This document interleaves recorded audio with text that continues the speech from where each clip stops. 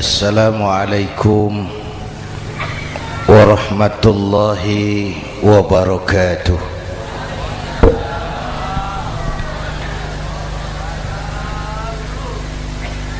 Alhamdulillahi wa kafa,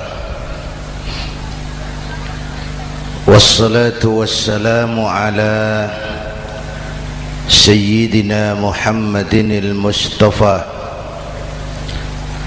wa ala alihi wa ashabihi ahli sidqi wal wafa, amma ba'd. Para ulama, para habaib, para masyayikh yang saya muliakan, yang terhormat Bapak Kapolres dan Bapak Dandim, Sahibul Bait, segenap keluarga besar Pondok Pesantren Raudhatul Muta'allimin Al-Aziziyah, bapak-bapak, ibu-ibu, hadirin hadirat ma'asyiral muslimin yang saya cintai. Saya bersyukur dapat menghadiri haflah Maulidin Nabiil Karim, dan saya bangga dan terharu dengan keberadaan Pondok Pesantren Raudhatul Muta'allimin Al-Aziziyah ini. Sekarang ini banyak orang bisa memberi contoh, tapi sedikit orang bisa menjadi contoh. Memberi contoh itu mudah, tapi menjadi contoh itu yang sulit. Oleh karena itu, pada kesempatan ini kita ingin mengambil contoh bagaimana Rasul melaksanakan perjuangan. Apa modal utamanya? Saya sampaikan 3 sajalah, mudah-mudahan selesai 10 menit. Yang pertama, modal utama perjuangan baginda Rasul adalah akhlakul karimah. Memperbaiki akhlak dengan akhlak. Oleh karena itu, surah Madu sudah selesai. Dari dan ke Madura jadi lebih mudah. Bahkan Madura akan jadi daerah industri. Tetapi yang kita ingin, Madura tetaplah Madura. Akhlak tidak boleh berubah. Zaman boleh berubah, akhlak tidak. Masa boleh berganti, tapi keyakinan tidak boleh mati. Nah, soalnya adalah kepada siapa kita harus berakhlak? Kita itu kan harus berakhlak kepada dua. Kita harus berakhlak pertama kepada Allah. Ini yang terpenting. 13 tahun Rasul berjuang di Mekah hanya memperbaiki akhlak kepada Allah, menanamkan tauhid, meluruskan akidah, membangun keyakinan. 13 tahun di Mekah itu, dengan perhitungan kalau fondasi kuat, bangunan aman. Kalau fondasi melenceng, bangunan bengkok. Kalau fondasi rapuh, bangunan runtuh. Bangunan bagaimana fondasinya, orang hidup bagaimana imannya. Kekuasaan dan jabatan baru ada manfaatnya kalau dipegang tangan orang beriman. Kalau tidak, yang muncul Fir'aun. Harta baru terasa manfaatnya kalau dipegang tangan orang beriman. Itulah sebabnya bangsa kita ini bukan cuma perlu orang pintar, kita perlu orang benar. Bahkan di masyarakat lebih baik benar tidak terlalu pintar ketimbang pintar tapi tidak benar.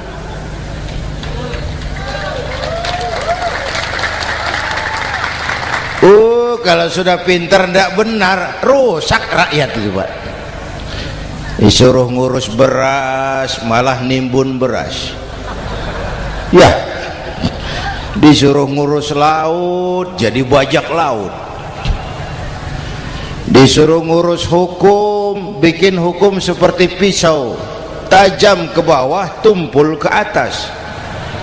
Kalau yang kecil salah hukum cepat-cepat ditegakkan, yang besar salah diam pura-pura tidak mengerti. Itu yang melukai rasa keadilan.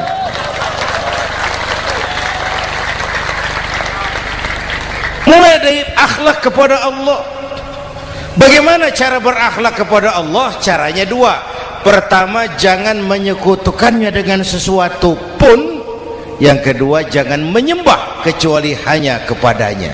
Itu akhlak kepada Allah. Konsisten, disiplin. Saya bersaksi tiada Tuhan selain Allah, maka saya tidak akan menyembah kecuali hanya kepada Allah. Saya tidak akan takut kecuali hanya kepada Allah. Saya tidak akan minta tolong kecuali hanya kepada Allah. Saya tidak akan melarikan persoalan kecuali hanya kepada Allah. Saya bersaksi Nabi Muhammad utusan Allah, Nabi terakhir. Tidak ada Nabi sesudah Nabi Muhammad. Harga mati, titik. Disiplin. Ada yang mengaku jadi Nabi, wajib tidak percaya. Disiplin.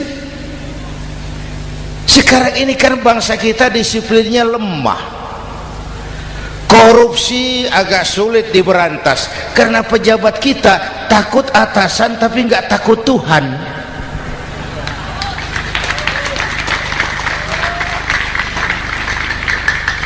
Itu sama dengan anak muda naik sepeda motor ngebut, lampu merah jalan terus, di stop sama polisi. Prit, iya Pak. Minggir, siap. SIM, ada Pak. SNK, ada Pak. Tahu kau lampunya merah? Tahu Pak. Kenapa lewat terus? Saya nggak tahu, ada Bapak. Itu disiplin kita. Tenang benar jawabnya, kayak orang nggak salah itu.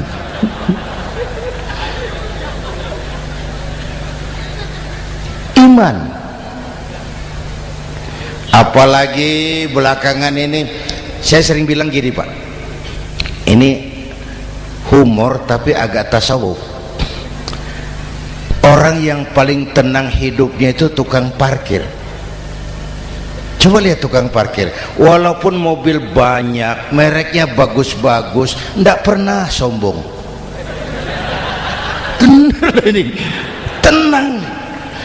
Nanti mobil pergi satu demi satu, habis sama sekali, dia tidak sedih.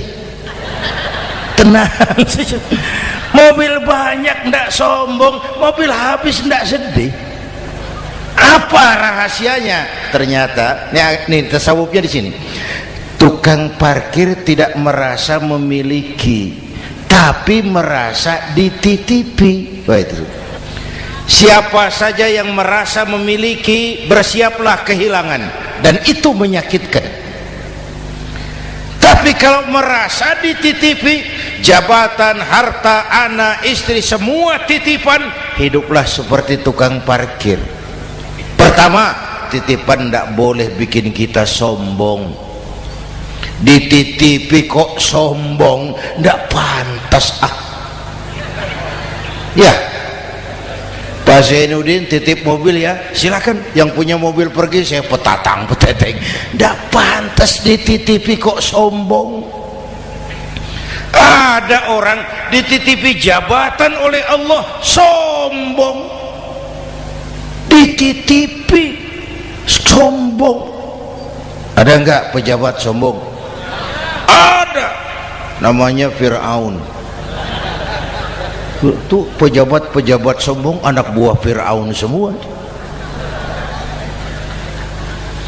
Dititipi harta oleh Allah jadi orang kaya, sombong sama tetangga, ndak mau kenal orang lain, kecil semua, jalan ndak injak tanah. kuntilanak. Yang kedua penting, titipan harus dijaga baik-baik. Kalau tidak, yang nitip marah. Yang nitip marah.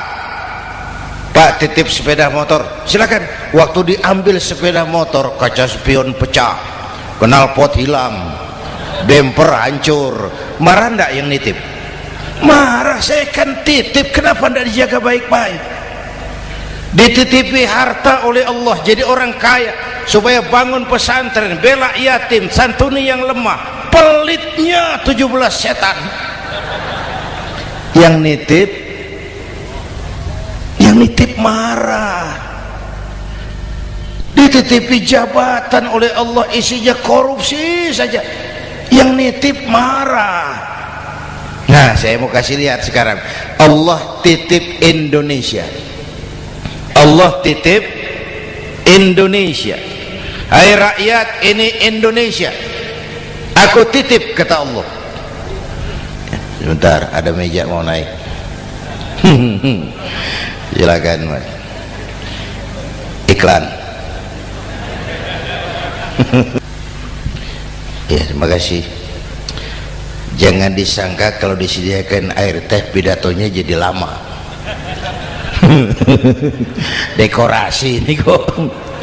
Sampai mana tadi? Hai rakyat, ini Indonesia, aku titip, kata Allah. Ini negara besar dan kaya. Titipan ini ditebus dengan keringat, air mata, darah, dan nyawa. Ini bedanya. Malaysia memang merdeka tapi diberi Inggris.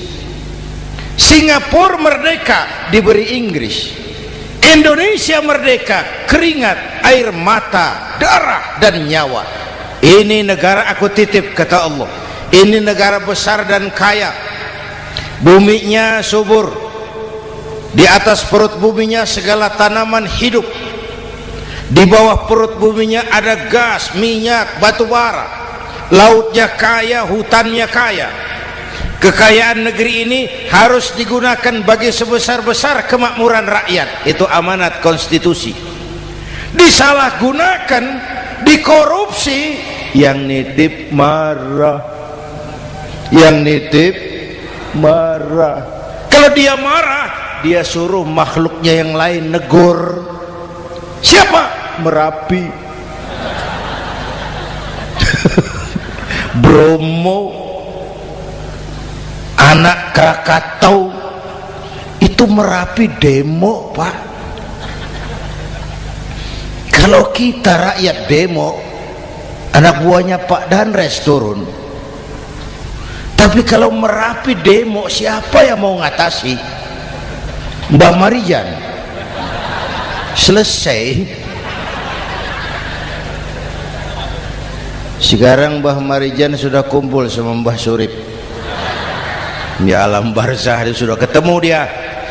Kata Mbah Surip, tenang Mbah Marijan, tak gendong, aman sudah. Aman sudah. Saya mau bilang Merapi itu makhluk, Krakatau itu makhluk, Bromo itu makhluk. Tidak mungkin makhluk bergerak dengan sendirinya, pastilah ada yang menggerakkan. Maka baik-baiklah sama yang bikin angin supaya bertiupnya sesuai keperluan. Baik-baik dengan yang bikin air supaya datangnya sesuai kebutuhan. Baik-baik sama yang bikin gunung supaya meletusnya pelan-pelan.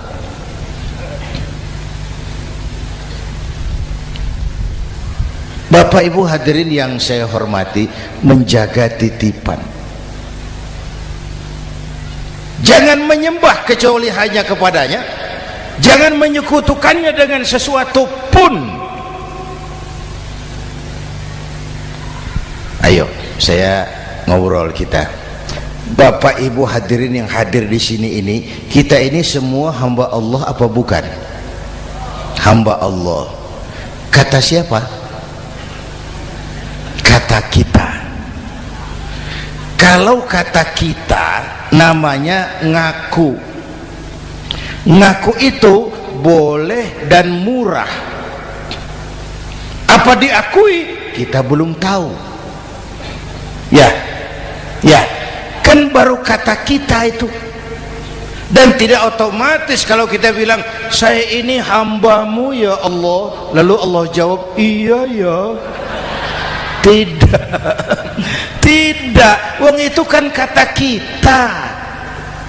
Saya hamba Allah, kata saya. Berapa banyak orang perbuatannya, ucapannya berkata saya hamba Allah, perbuatannya menyatakan dia hamba setan, hamba nafsu, hamba dunia, budak jabatan. Tidak sesuai ucapan dengan perbuatan. Jadi hamba Allah tuh nggak mudah, digojlok, diuji. Coba lihat, yang jelas diakui sebagai hamba itu baru satu yang kita peringati ini, baginda Nabi. Allah mengakui kapan? Waktu menceritakan Isra dan Mi'raj. Apa yang dipakai kalimat? Subhanallazi asra bi'abdih. Maha suci Allah yang telah menjalankan hambanya. Muhammad itu hambaku, aku jalankan dia. Allah mengakui. Kapan kalimat ini turun? Setelah Nabi digojlok, ditempa, digembleng, diuji, difitnah, dicaci maki, dilontari kotoran unta, sahabat-sahabatnya dibantai. Lolos, Muhammad betul-betul hambaku. Ayo Isra Muhammad. Subhanallazi asra bi'abdi, hambaku. Jadi kalau mau jadi hamba Allah ya diuji, digojlok, digembleng.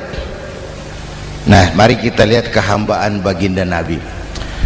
Orang yang paling bersih hatinya Rasulullah. Orang yang paling baik akhlaknya Rasulullah. Orang yang dosanya sudah mendapat jaminan ampun Rasulullah. Tapi Rasulullah kalau sholat malam bengkak kakinya karena rajin sujud. Hati bersih, akhlak terbaik, dosa sudah diampuni. Tapi kalau sholat malam kakinya bengkak karena rajin sujud. Saya tahu di sini juga banyak yang kakinya bengkak. Cuma urusannya apa? Itu urusan masing-masing.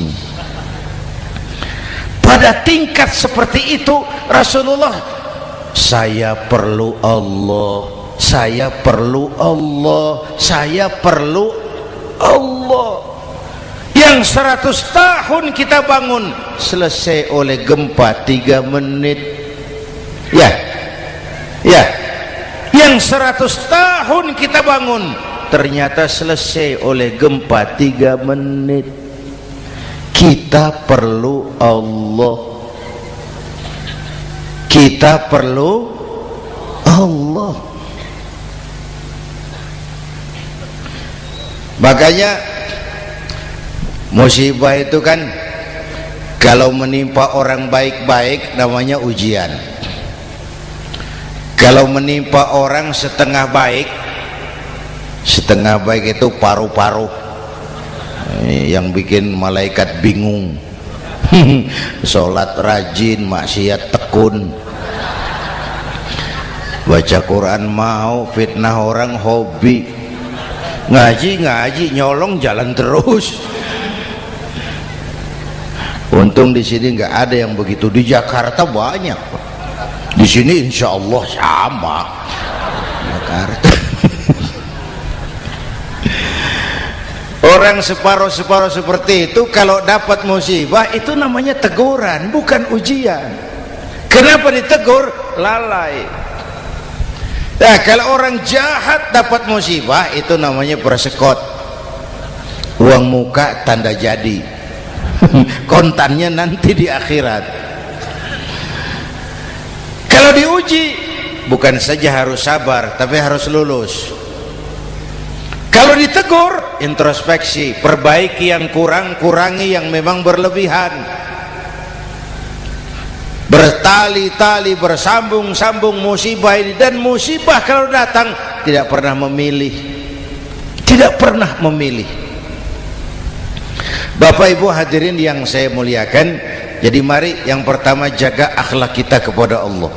Jangan menyekutukannya dengan sesuatu pun, jangan menyembah kecuali hanya kepadanya. Sekarang kan musim entertain, orang pandai membangun pencitraan, orang pinter bikin bungkusan.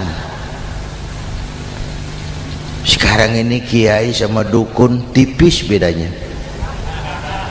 Bener Pak, pemburu hantu pakai sorban,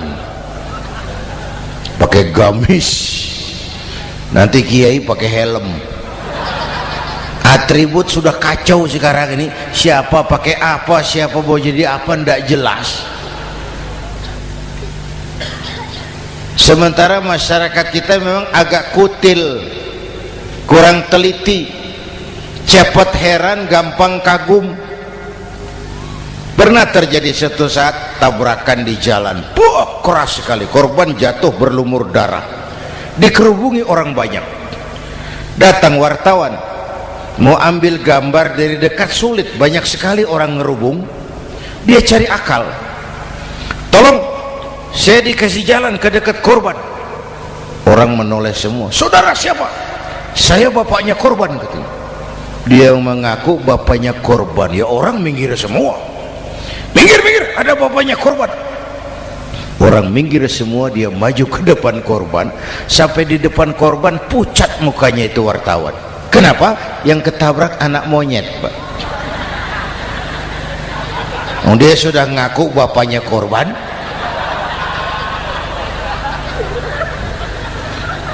Ini cerita pendek tapi pesannya dalam. Kalau belum kenal benar jangan cepat-cepat ngakui. Ya, rakyat harus cerdas sekarang ini. Emas pasti kuning, benar itu? Apa semua yang kuning pasti emas? udah cerdas lah itu, udah cerdas lah itu. Hati-hati, ini zaman pencitraan. Orang pandai bikin bungkusan.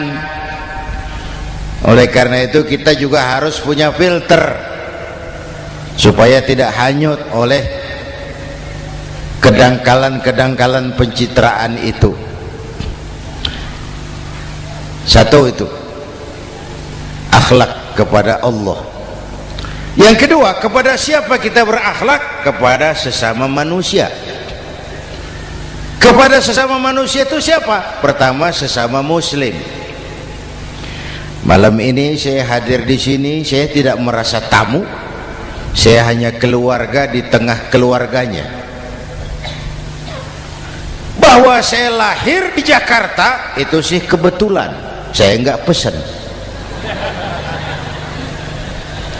Yang kita tidak pesan jangan diributkan. Kita enggak pesan. Warna kulit seperti ini kita enggak pesan. Dari suku apa lahir kita enggak pesan. Potongan seperti ini kita enggak pesan. Islam membebaskan manusia dari ras diskriminasi. Pada waktu yang bersamaan Islam mengangkat harkat, derajat, martabat kaum wanita. Ini kasihan dari tadi nggak diajak ngomong nih. Pada waktu yang bersamaan Islam mengangkat harkat, derajat, martabat kaum wanita. Ibu-ibu mestinya lebih terima kasih sama Rasulullah. Sebelum Rasulullah datang, nasib perempuan menyedihkan, dilecehkan, harganya murah. Sebelum Rasulullah datang, murah. Sebelum Rasulullah datang, murah. Coba lihat wanita sebelum Islam, sedih, dilahirkan hanya untuk melahirkan, alat pemuas nafsu. Kalaupun berperan, peranannya cuma segitiga, dapur sumur kasur, kasur sumur dapur, putar berputar di situ saja. Tidak usah di Arab, dunia, di Jawa. Raja-raja Jawa sebelum kenal Islam seenaknya ngumpuli perempuan kan, selirnya yang 30, 50. Sultan-sultan di Turki piara harem ratusan orang perempuan. Kaisar terakhir dinasti Ming Cina bangun istana 1000 kamar, istrinya 1000. Innalillahi wa inna. Itu saya coba pikir, raja kalau istrinya 1000, kapan pakai kolor itu raja?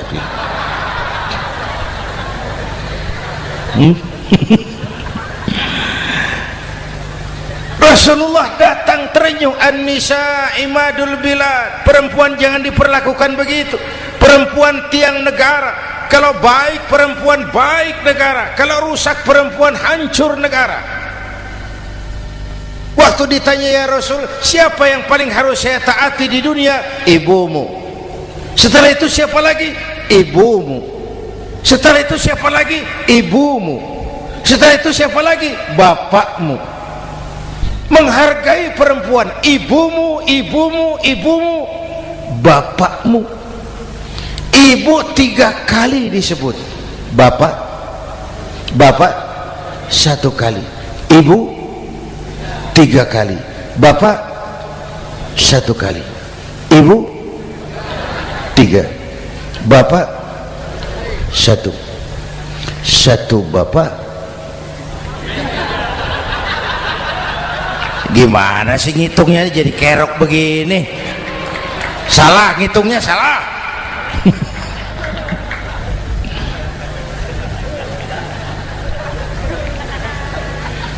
Lalu dicairkan kehidupan kemasyarakatan di masjid.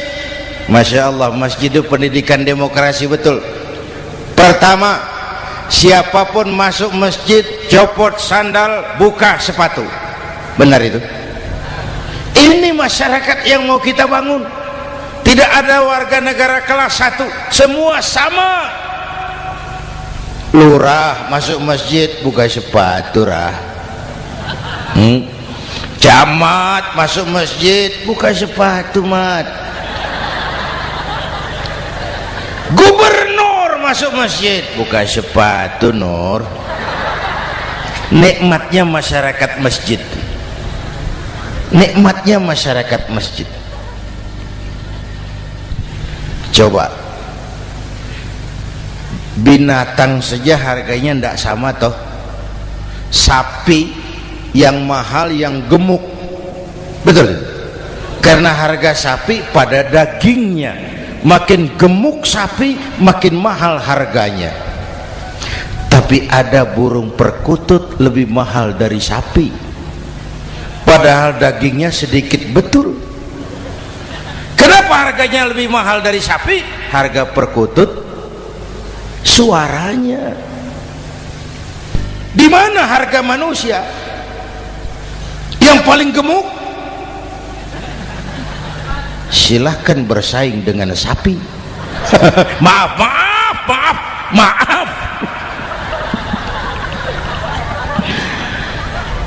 Inna akramakum indallah atqakum. Masyarakat masjid sudah copot sandal, buka sepatu, sudah masuk ke dalam sholat berjamaah. Kalau sudah ke dalam sholat berjamaah, tidak pernah kita usil dari mana orang datang, yang penting kemana dia menghadap. Itu masyarakat masjid. Dari mana kamu? Dari kidul, Pak, madhab ngulon. Kamu dari mana? Dari lor, Pak, madhab ngulon. Kamu dari mana? Dari kulon, madhab ngulon juga. Ini kan konsep bineka tunggal ika. Dari manapun orang datang, apapun warna kulitnya, dari suku apapun ia dilahirkan, kalau akidahnya sama, itu saudara kita. Lalu sholat berjamaah. Apa itu? Hidup bermasyarakat, berbangsa dan bernegara. Harus ada imam, harus ada makmum. Kenapa? Ini saya harus agak hati-hati, pakai sarung angin ini. Apa tadi ngomong apa saya? Sholat berjamaah, bermasyarakat, berbangsa dan bernegara. Ada imam, ada makmum. Siapa makmum? Kita ini rakyat. Siapa imam? Para pemimpin negara. Apa bedanya? Imam harus dipilih, makmum nggak usah. Coba baca kitab fikih yang setebal apapun, nggak ada bab pemilihan makmum. Nggak usah, makmum nggak usah dipilih. Orang buta boleh jadi makmum, orang bisu boleh jadi makmum, tukang mabuk boleh jadi makmum, tapi tidak tiap orang boleh jadi imam. Imam harus dipilih. Siapa yang jadi imam? Pertama, a'lamuhum, orang yang paling alim di kampungmu angkat jadi imam. Yang paling alim, bukan yang paling tua. Yang paling alim, tahu urusan, punya konsep, punya visi dan misi, mengerti negara ini mesti dibawa kemana, jalan keluarnya apa, angkat jadi imam.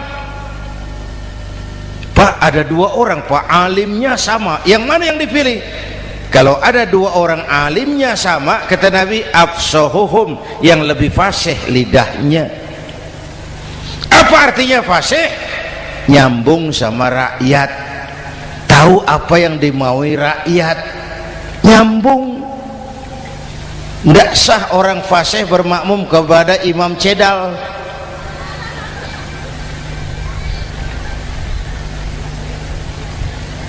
Kenapa Bu?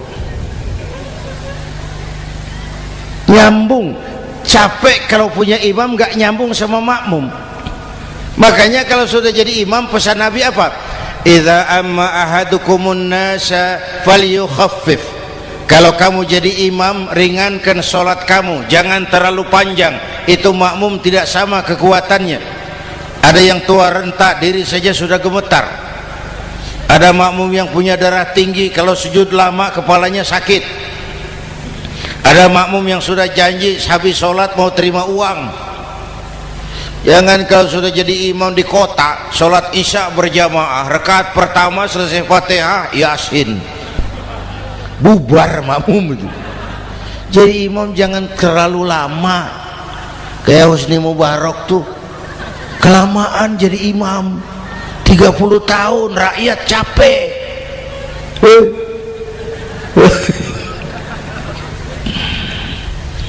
Bapak Ibu hadirin yang saya hormati, nah masyarakat Islam ini loyal, taat, setia. Kapan? Kalau imamnya benar.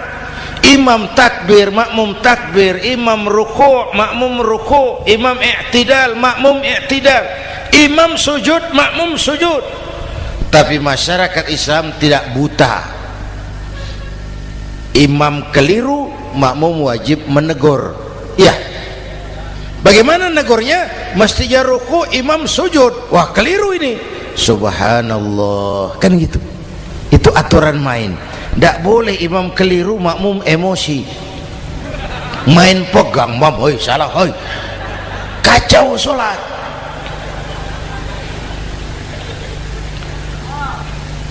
Imam buang angin,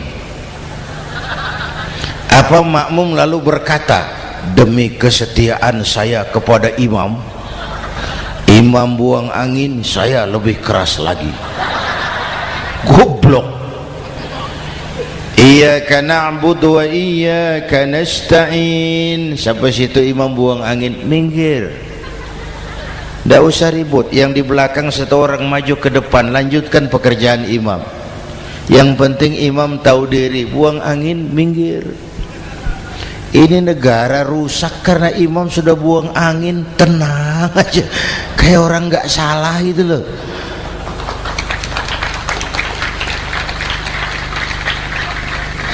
Selesai sholat dikasih tahu, imam tadi buang angin ya sedikit. Apa kalau nggak sedikit lalu nggak rusak sholat itu?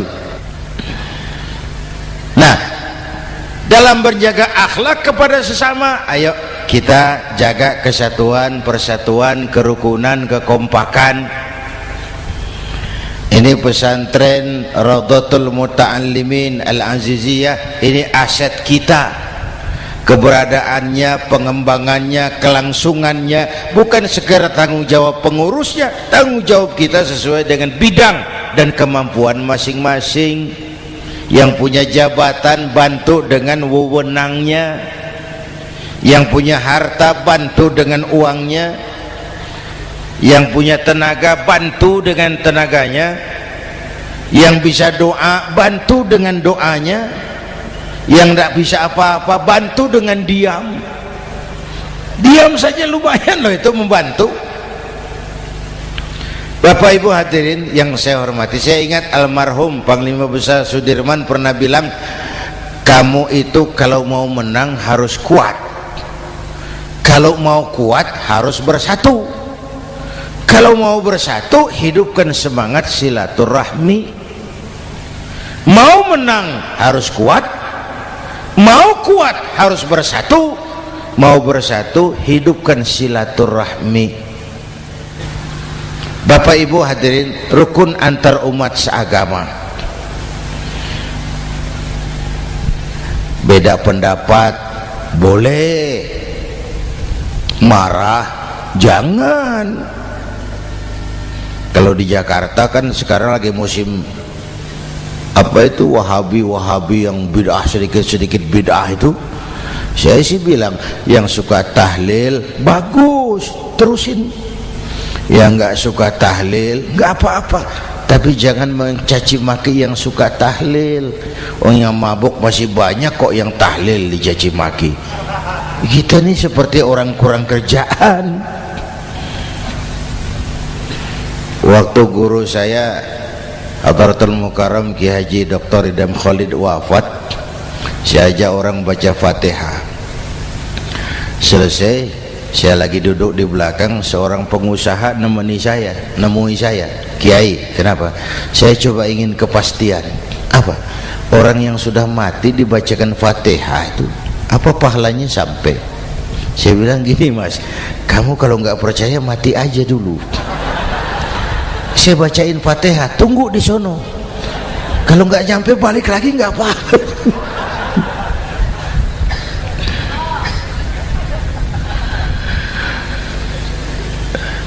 Depan rumah saya itu ada masjid, Pak, pakai beduk seperti itu.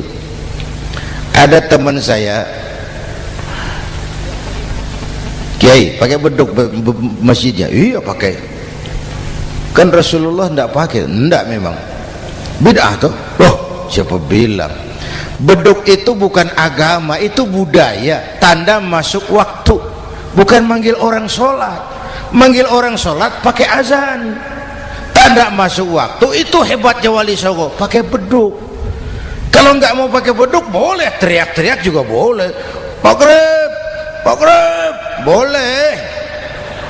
Tapi Wali Songo kan bijaksana, pakai beduk saja, sekali pukul satu desa dengar. Itu bijaksananya dakwah Wali Songo. Kalau beduk dianggap bid'ah, miskin kita. Itu budaya. Seperti sepeda motor, itu budaya. Kalau nggak mau pakai beduk boleh, teriak-teriak juga boleh. Maghrib, boleh. Tapi Wali Songo kan bijaksana, pakai beduk saja, sekali pukul satu desa dengar. Itu bijaksananya dakwah Wali Songo. Kalau beduk dianggap bid'ah, miskin kita. Itu budaya. Seperti sepeda motor, itu budaya. Kalau beduk dia nggak bid'ah, sepeda motor bid'ah tuh. Rasulullah nggak pakai, jual, beliin unta.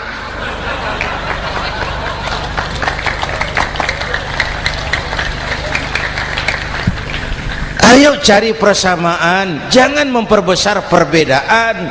Hormati pendapat orang kalau pendapat kita juga ingin dihormati. Kasus Ahmadiyah meledak lagi di Cikesik, Banten. Lalu pendekar-pendekar HAM menganggap itu tirani, mengganggu kebebasan beragama. Dia lupa bahwa Ahmadiyah masalahnya bukan kebebasan beragama, tapi penodaan terhadap agama. Kalau kebebasan beragama sih umat Islam welcome. Orang mau Hindu, mau Buddha, mau Kristen bebas memilih agamanya masing-masing. Tapi Tapi ini kan Ahmadiyah lain, ngakunya Islam tapi ada nabi lagi sesudah Nabi Muhammad, namanya Mirza Ghulam Ahmad, asal dari India. Saudara hadirin yang saya hormati, ini yang prinsip penodaan terhadap agama. Kalau nggak ngaku Islam nggak masalah. Supaya mau aman caranya cuma dua, Ahmadiyah jadi agama sendiri, karena Malaysia sudah melarang, Brunei sudah, Rabitoh Alam Islami menyatakan aliran sesat, Saudi Arabia melarang pengikut Ahmadiyah pergi bikin haji, udah dianggap non muslim. Cuma memang pemerintah kita nggak tegas. Kalau dari dulu dinyatakan dilarang, nggak akan ada lagi kasus-kasus seperti itu.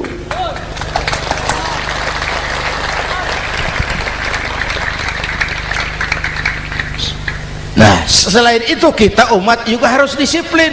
Coba sudah berapa banyak nabi bermunculan di Indonesia. Dan Indonesia ini saya heran, Indonesia ini pasar bagus, Pak. Kalau ada nabi, ada aja pengikutnya, saya heran tuh. Indonesia ini pasar bagus. Ada Ahmad Musaddiq Al-Qiyadah, jadi nabi. Konsultan bulu tangkis jadi nabi. Dapat wahyunya di Bogor, ditangkap polisi 4 tahun. Muncul lagi di Bandung, namanya Sayuti, tukang cukur, ngaku dapat wahyu jadi nabi, ditangkap polisi lagi 2 tahun. Di Malang Ustadz Roy, ya sebenarnya petinju, dia masuk Islam, mu'alaf, belajar Islam tidak pakai guru, diutak-atik ayat Quran. Sholat kita harus mengerti artinya, maka sholat boleh pakai bahasa masing-masing. Ramai masjid. 2 tahun penjara. Di Jakarta muncul lagi Lia Edan, ngaku Jibril, ditangkap juga oleh polisi. Kita salut sama polisi kita lah, bukan cuma teroris, Jibril ditangkap Pak Kapolres. Saya bilang sama teman-teman polisi, untung dia ngaku Jibril, Pak. Coba kalau dia ngaku Israel, lebih gawat itu.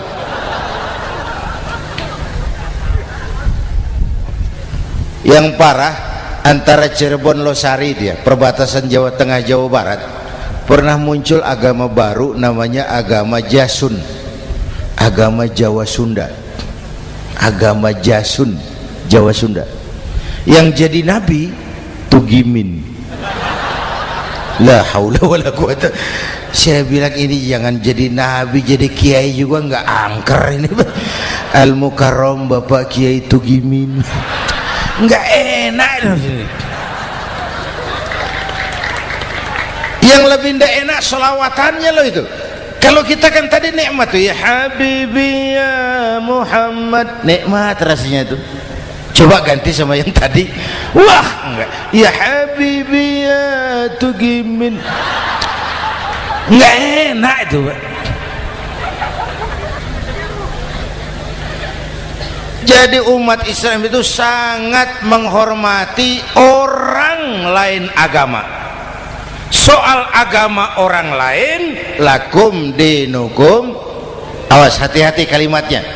Kita menghormati orang lain agama. Soal agama orang lain, lakum dinukum. Kita memang yakin cuma Islam agama yang benar, tapi bukan berarti kita boleh menghina agama orang lain. Kenapa? Kalau agama kita yang dihina, kita kan sakit hati. Orang lain sama dong. Itu sebabnya Allah berpesan, jangan kau caci maki Tuhan mereka, karena mereka akan balas mencaci maki Tuhanmu. Dan itu artinya mencaci maki aku, kata Allah. Jelas ini? Jelas? Justru karena umat Islam mayoritas di Indonesia, maka kerukunan antar umat beragama terjaga dengan baik.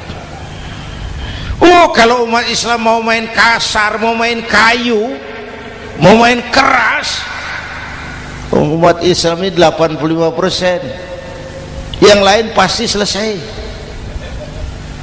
saya jamin selesai.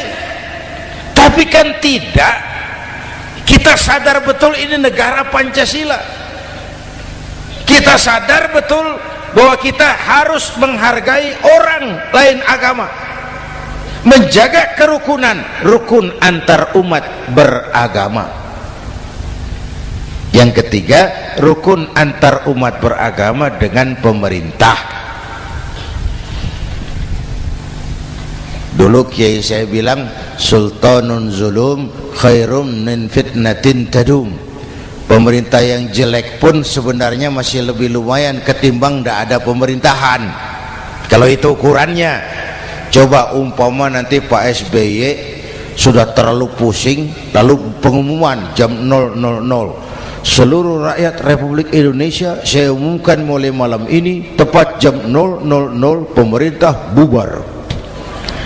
Ayo bayangkan seperti apa kita tanpa pemerintah. Hukum rimba, yang kuat menekan yang lemah, yang kaya merampok yang miskin. Rumah saudara dirampok, lapor ke polisi, kata Kapolres, maaf polisi baru bubar. Hak asasi diinjak-injak, lapor ke pengadilan, pengadilan bubar. Masih ada pemerintah saja yang kuat suka menekan yang lemah, apalagi kalau tidak ada pemerintah. Karena itu ulama dan umara dua pilar utama. Kalau kuat keduanya, kuatlah masyarakat. Kalau rapuh keduanya, maka rapuhlah juga masyarakat. Bapak Ibu hadirin yang saya hormati, ini yang kedua, kita harus berakhlak kepada sesama. Yang ketiga, kepada siapa kita harus berakhlak? Kenapa? Iya, saya cuma lihat jam. Yang ketiga, kepada siapa kita harus berakhlak? Kita ini harus berakhlak kepada makhluk Allah yang lain di luar manusia. Kepada air kita harus berakhlak loh Pak. Saya dulu remaja ngaji fikih, kiai ngajar makruh buang air kecil di tanah yang berlubang. Saya protes, kenapa makruh kiai? Pertama, untuk kesehatan, siapa tahu di lubang yang kau kencingi ada gas beracun. Kalau tidak kiai, kalau tidak maka artinya kau harus melindungi binatang yang ada di dalam lubang. Siapa tahu di lubang yang kamu kencingi ada semut sedang rapat membahas masalah Mesir. Apa dosanya lalu mati dikencingi? Ini namanya rahmatan li semut.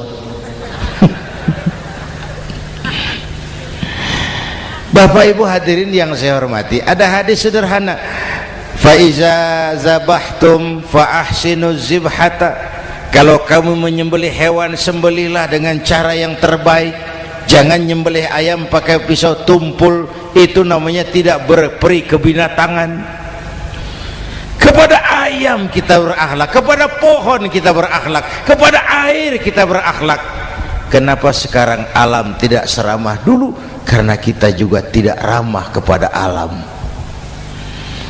Kenapa sering terjadi banjir? Karena tempat air kita kurangi. Dia bingung mau kemana.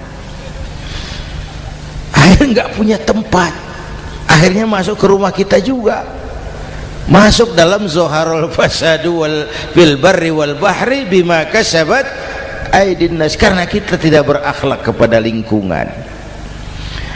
Bapak Ibu hadirin yang saya hormati, jadi itu yang pertama, modal utama perjuangannya akhlakul karimah. Mau sukses, utamakan akhlak. Industrialisasi boleh terjadi di Madura, jalan berhotmik licin, oke, listrik masuk desa, alhamdulillah, tapi akhlak jangan berubah, akidah jangan goyah.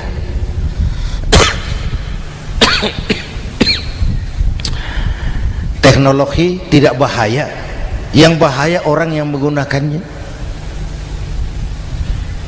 Wayang itu yang namanya cepot, itu bisa selawat badar kalau yang megang Anom Suroto.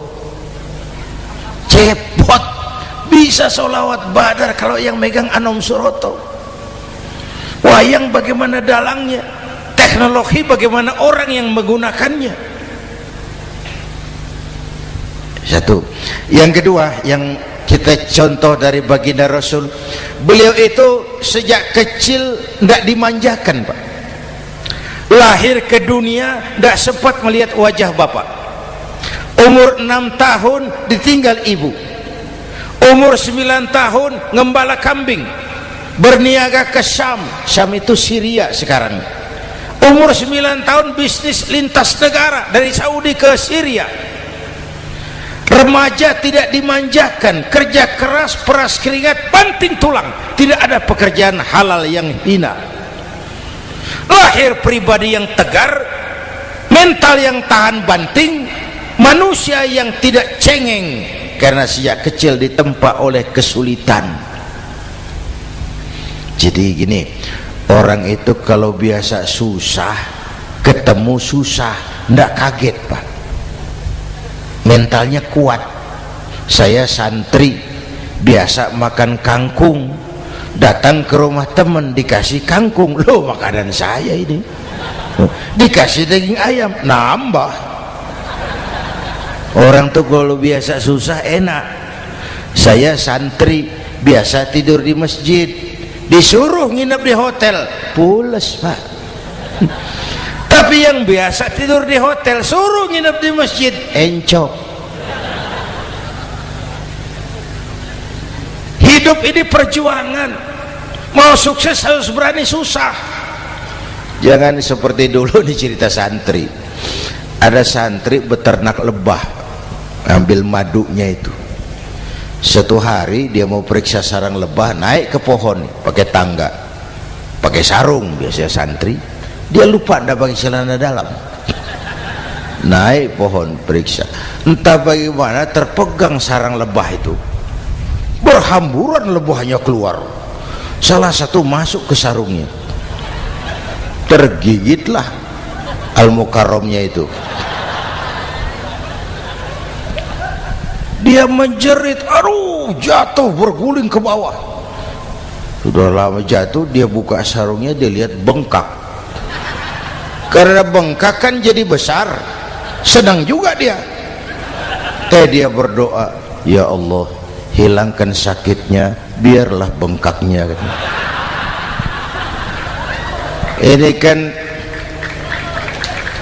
Ini doa orang nggak konsekuen. Bengkak dan sakit itu paket. Mau bengkak ya harus berani sakit. Masa sakitnya bengkaknya mau, sakitnya nggak mau. Itu satu itu. Yang kedua, kita ini sering kalau punya cita-cita sering seperti rapat tikus. Satu hari sekelompok tikus rapat paripurna tikus untuk mengantisipasi bahaya kucing. Bagaimana supaya kucing itu jangan lagi mengganggu kita. Akhirnya ada yang mengusulkan begini, bagaimana kalau di leher kucing kita gantungkan lonceng, supaya kalau dia datang dari jauh suaranya sudah kedengaran dan kita bisa lari menyelamatkan diri. Wah, cerdas dia. Setuju, setuju semua, setuju, bagus. Nah, oke. Waktu pembicaraan dilanjutkan, tikus mana yang mau menggantungkan lonceng ke leher kucing, rapat bubar. Setuju, akur, iya. Waktu kerja selesai. Bapak Ibu hadirin yang saya hormati, terutama anak-anak saya, para santri, remaja, pemuda. Hidup ini persaingan. Bapakmu tamat SD, nak, kau sarjana. Bapakmu cuma jadi RT, nak, kau camat. Bapakmu tukang tambal ban, kau harus punya pabrik ban. Anak saya pertama dulu, saya titip mondok di Tebu Ireng. Tahun pertama pulang saya kontrol, sini kau, apa hasilmu setahun di pesantren?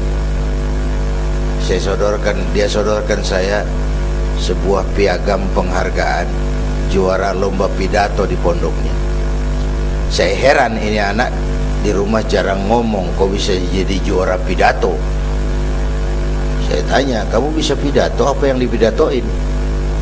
Dia bilang, kan kaset ayah dihafalin gitu. Ya saya ketawa juga, waktu itu dia masih anak-anak. Baiklah, tapi apa cita-citamu? Saya kepengen seperti ayah. Wah, kau ini salah. Kalau aku ayahmu di matamu, menurutmu hebat, mestinya kau 10, 100, 1000 kali lebih hebat dari orang-orang yang kau anggap hebat. Karena tantanganmu akan lebih berat dari tantangan yang aku hadapi sekarang. Kalau kau sama dengan aku, kau ditinggalkan zaman karena kau tidak mampu menjawab tantangan zamanmu.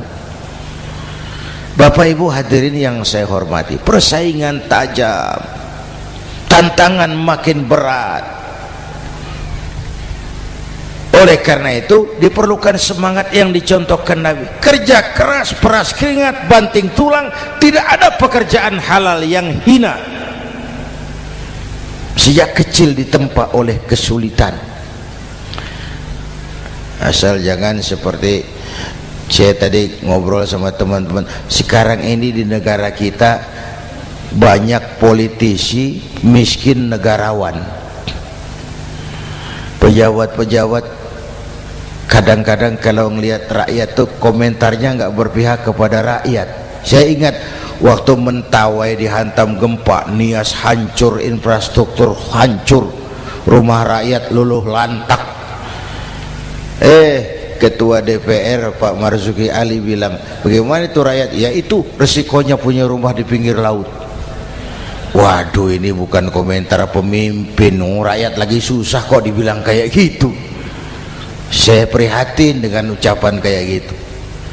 Waktu cabai 100.000, di sini berapa sekarang? Sama ya.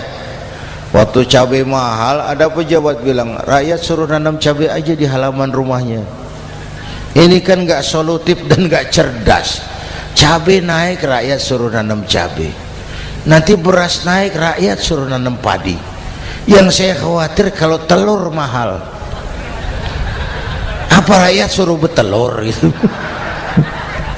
Ini kan nggak cerdas dan nggak solutif.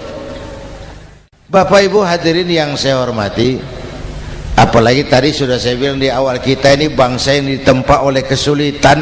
Mau merdeka saja dengan keringat, air mata, darah dan nyawa. Kita tidak boleh cengeng menghadapi kesulitan ini. Tegar, tahan uji, tahan banting, dan seterusnya. Itu hal yang kedua.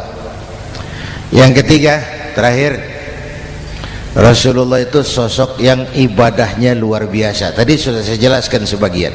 Ibadahnya luar biasa. Ayo kita bantu keamanan negeri kita ini. Dengan apa? Istighfar. Wa ma kana Allahu mu'adzibahum wa hum yastaghfirun. Allah tidak akan turunkan bencana selagi di tengah mereka masih banyak orang-orang yang istighfar. Rasulullah yang dosanya sudah diampuni sehari 100 kali istighfar. Ayo kita ngobrol ini. Pak, saya ini Zainuddin ini, kalau mengharap masuk surga dengan amal yang saya kerjakan sendiri, rasa-rasanya tipis harapan. Bener.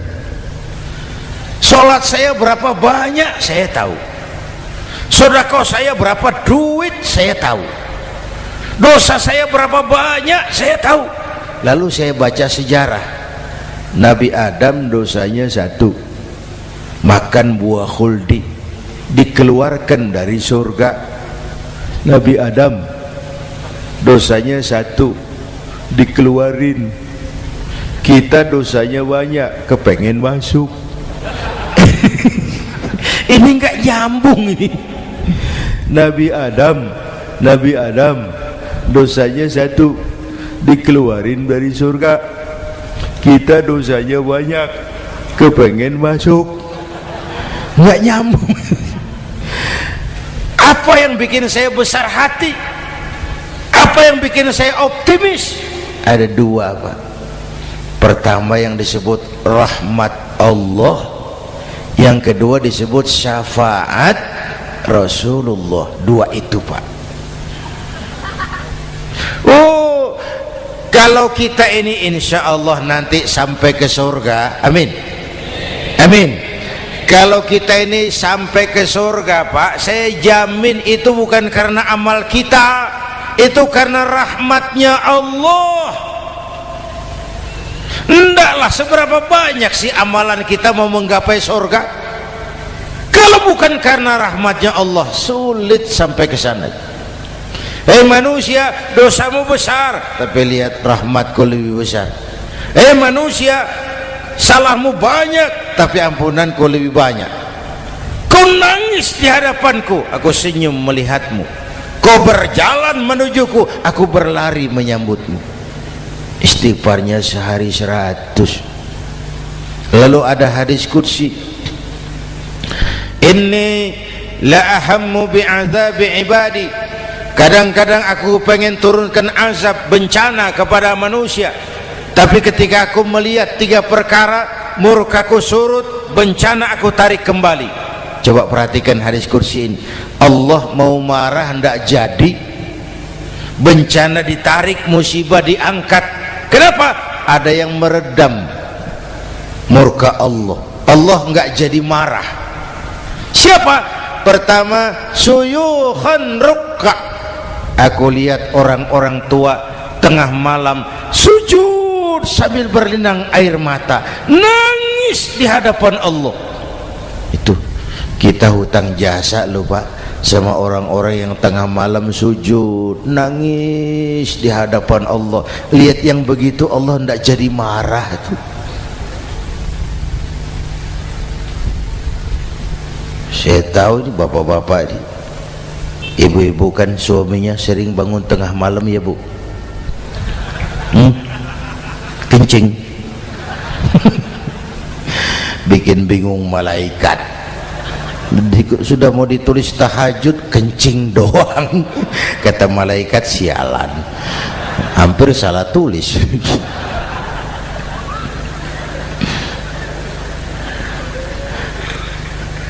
Aku lihat orang tua tengah malam sujud sambil berlinang air mata.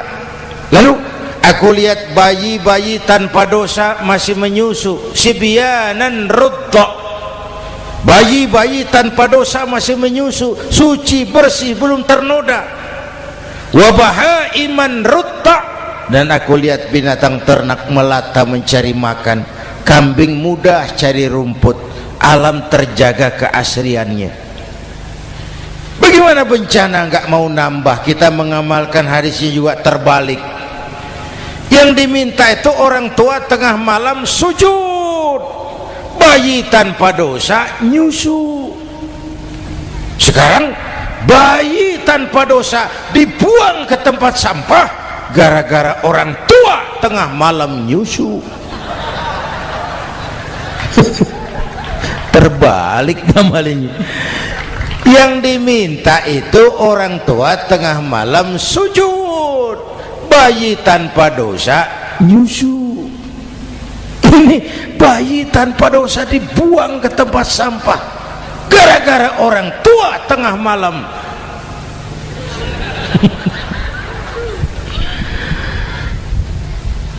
Bapak Ibu hadirin yang saya hormati, rahmat Allah kita perlu.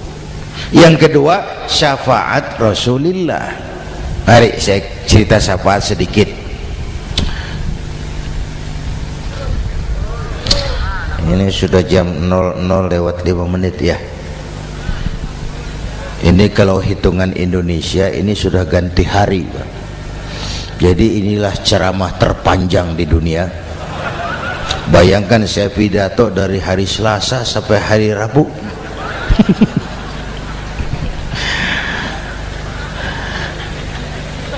Syafaat agak saya singkat ceritanya.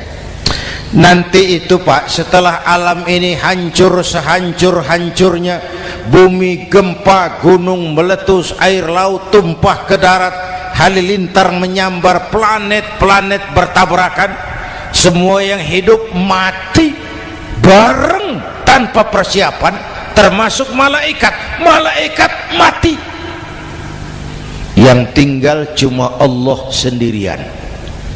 Yang lain hancur semua, tinggal Allah sendirian. Allah patroli,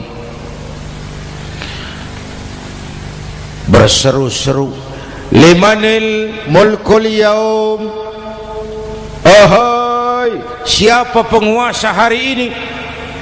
Mana Fir'aun yang ngaku Tuhan, nongol kalau memang Tuhan. Mana Abrahat, mana Namrus, mana itu Benito Mussolini, mana itu Adolf Hitler, mana itu Hosni Mubarak? Penguasa-penguasa yang ngaku berkuasa, nol kalau memang penguasa. Gak ada yang jawab, Pak, semua sudah rebah. Allah lalu berkata, la ilaha illa ana. Ternyata tidak ada Tuhan lain selain aku. Allah sombong waktu itu. Kalau Allah sombong itu pantas. Hadis qudsi mengajarkan al-kibriya'u libasi, sombong itu pakaianku, kata Allah. Cuma aku yang pantas pakai. Kamu manusia nggak pantas pakai pakaianku, kebesaran. Pakaian Allah mau dipakai, sombong itu pakaian Allah, cuma Allah yang pantas pakai. Nanti itu yang pertama dihidupkan bukan kita, malaikat dihidupkan lebih dulu. Tiupan pertama, malaikat hidup semua, diatur panitia akhirat. Yang nyambut tamu siapa, yang pimpin marawis siapa. Malik, siap, sediakan neraka. Aku mau bakar itu bajingan tengik yang waktu di dunia nggak mau sujud, jauh dari ulama, tinggal di masyarakat jadi biang kerok, sama yatim kejam. Sediakan neraka. Baik. Ridwan, iya, sediakan surga.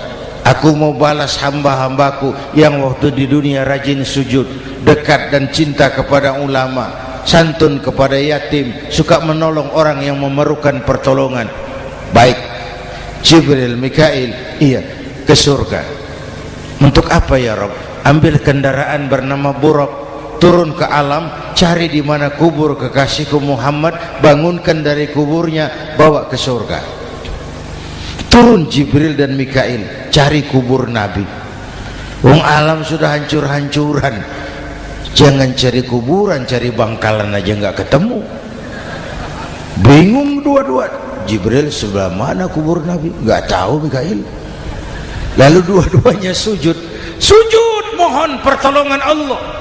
Dengan izin Allah terbuka kubur Nabi. Allahumma sholli alaihi wa ala alihi. Bangun dari tidur seperti orang bangun dari kubur seperti orang bangun tidur. Nabi mengusap mata, menoleh ke kanan Jibril, menoleh ke kiri Mikail. Lalu tanya, ayu yaumin hadza ya Jibril?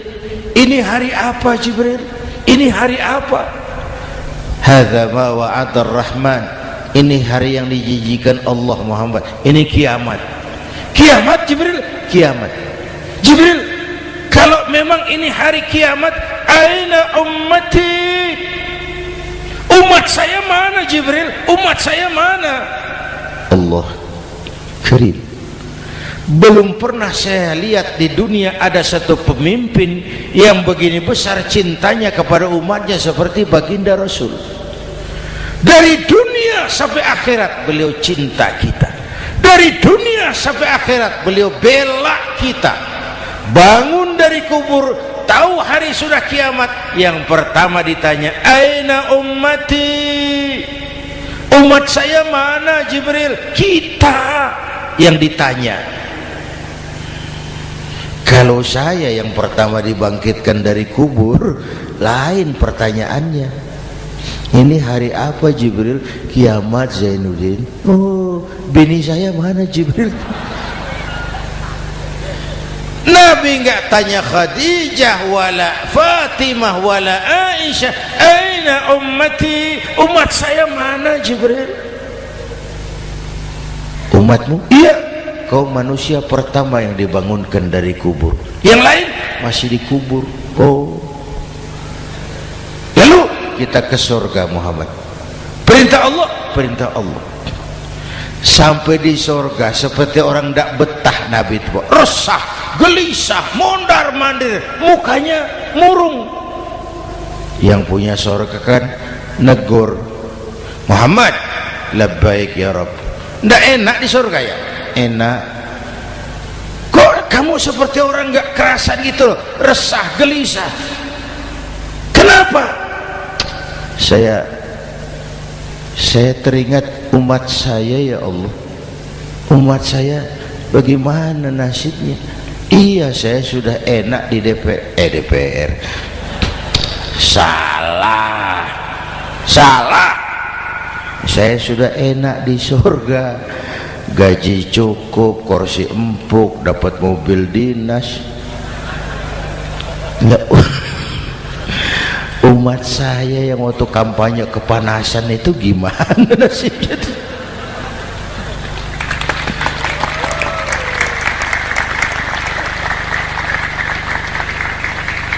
Makanya dulu di Senayan, di depan kantor DPR tuh banyak tukang kaca jualan di situ. Saya bilang ini tukang kaca pintar dagangnya di situ. Pas, maksudnya supaya yang mau berkantor di situ ngaca dulu. Ya, wakil lurah pasti tidak lebih tinggi dari lurahnya. Wakil camat tidak lebih tinggi dari camatnya. Ini kenapa wakil rakyat kok selalu lebih tinggi dari rakyatnya?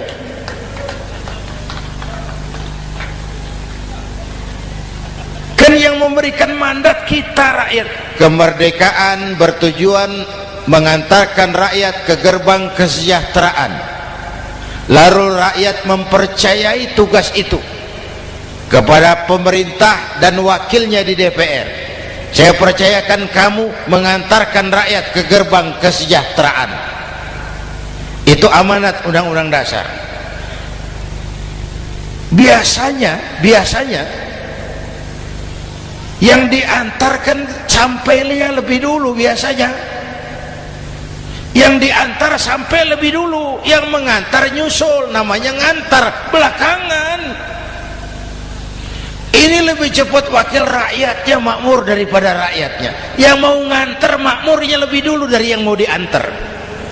Yang diantar kelelerahan di jalanan, yang mengantar udah sampai. Jadi bagaimana Muhammad? Saya minta izin mau keluar, tengok saya punya umat. Oke, saya potong ceritanya. Saat manusia dibangkitkan dari kuburnya masing-masing, Masya Allah, Masya Allah, saya nggak sanggup bayangkan jumlah manusia yang hidup di muka bumi sekarang kan 6 miliar. Cina berdua, India 2,5 miliar. Cina 1,5 miliar, India 1 miliar rakyatnya. Berdua sudah 2,5 miliar. Itu kalau kencing bareng banjir besar. Bayangkan manusia dari awal sampai akhir berapa puluh miliar kumpul di padang mahsyar. Subhanallah. Sibuk, panik, bingung mau disidang di hadapan Allah. Sebagian kumpul di pojokan berunding, kita mau disidang nih. Terus ayolah kita cari bantuan. Kemana? Adnan Buyung. Begini. Kita ini kan anak cucu Nabi Adam. Pantas dong kita minta tolong sama beliau. Yuk, setuju. Berangkat cari Nabi Adam. Ya Adam, anta abal bashar. Adam, tuan datuknya manusia. Kami cucu kamu, anak turunan kamu mau disidang. Tolong kami Adam, tolong. Kata Nabi Adam, Quraisy mas, rombongan Jawa aku naik mumet lagi sama Nabi Nuh saja. Nuh bilang tidak bisa, saya juga punya masalah, pernah minta obat ditenggelamkan. Ibrahim barangkali, semua Nabi hand up, angkat tangan.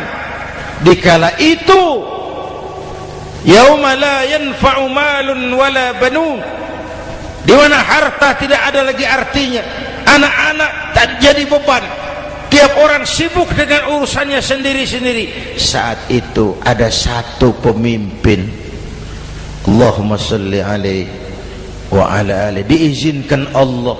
Dikala semua nabi yang lain angkat tangan hand up, beliau malah ummati ana laha, ta'ali ummati, ta'ali ummati, umatku sini, umatku sini. Beliau memanggil-manggil umatnya. Yang bagaimana yang dipanggil? Ada hadis, inna ummati ya'tuna yaumal qiyamah ghurran muhajjalin min atharil wudu. Umatku besok di akhirat datang menghadap Allah dengan muka bersinar-sinar karena sering wudu. Sering wudu kan sering sujud. Masa cuma wudu tapi enggak sujud? Itu nanti enggak usah mengaku Rasul yang panggil, sini umatku. Tapi kalau muka enggak pernah wudu, enggak pernah sujud, merangkak di depan Nabi, saya umatmu ya Rasul. Kata Nabi, umat saya enggak ada yang kumbal gini. Dikala itu beliau berkenan memberikan syafaat. Syafaat itu saudara-saudara, saya pakai sarung, sobek sedikit. Syafaat itu nambeli itu loh.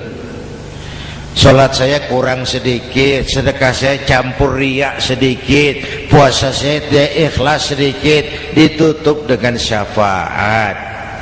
Saya mau dagang, perlu modal 20 juta, saya punya uang 15 juta, yang 5 juta syafaat. Jadi harus ada modal. Kalau sholat tidak pernah, sedekah tidak pernah, lalu syafaatnya dari mana?